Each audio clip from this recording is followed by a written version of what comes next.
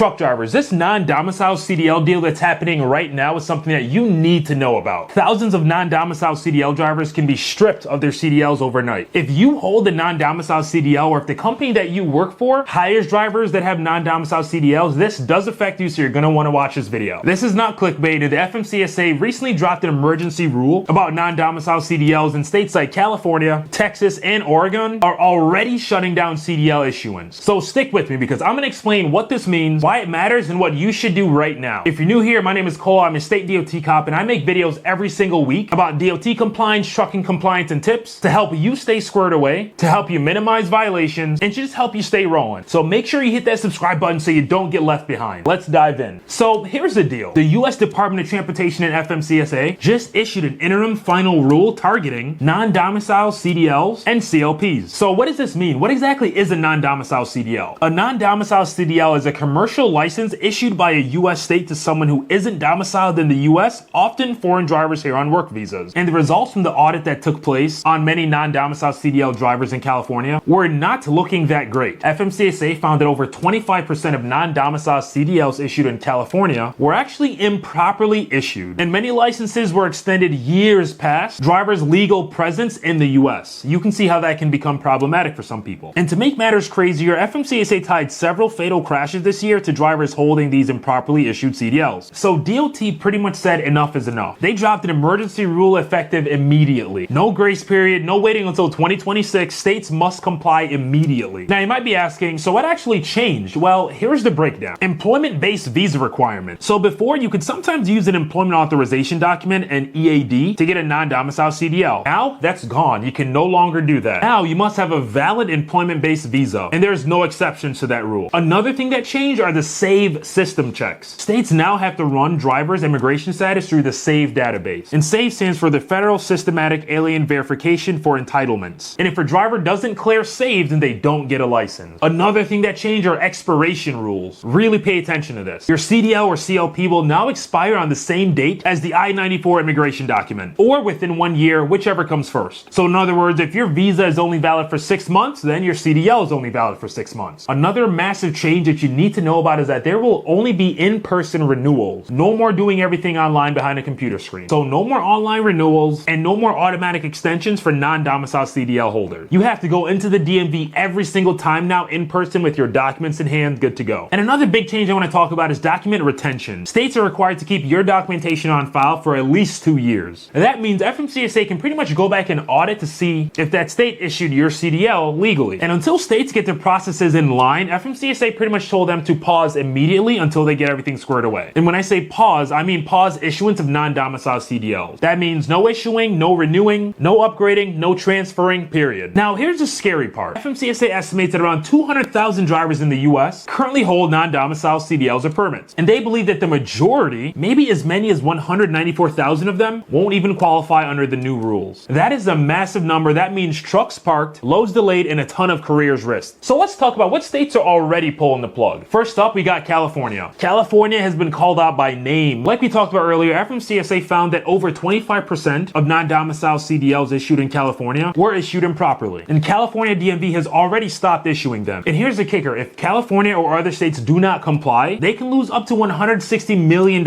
in federal funding. Next up, we got Oregon, or Oregon, however you pronounce it. They've stopped all processing of non-domiciled CDLs and permits. And that includes renewals, transfers, upgrades, everything there is frozen. Next up, we got Texas. And they pretty much followed suit. DPS announced that they're no longer issuing non-domiciled CDLs or CLPs to non-citizens, refugees, asylum seekers, or even DACA recipients. Now, there are some other states under scrutiny, such as Washington, Colorado, Pennsylvania, and South Dakota. And all of those states I just mentioned are being told to pause issuance until they can prove that they are in compliance. So while this thing is that this is not optional, DOT has threatened to withhold federal funding from many states, like I said, who may refuse to comply or are not in compliance. Coming to a screeching halt, all states must immediately pause giving out non-domiciled commercial driver's licenses until they can issue them with proper checks like validating a driver's lawful presence in the U.S.